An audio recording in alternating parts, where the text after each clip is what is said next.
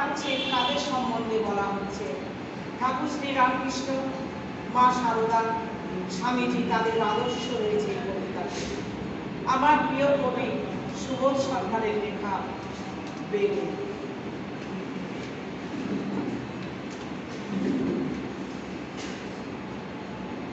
আমি একটা কোণায় দাঁড়িয়ে দেখছিলাম দুটি ছেলে গেরুয়া বস্ত্র পরে মন্দিরের সিঁড়ি মুছছিল।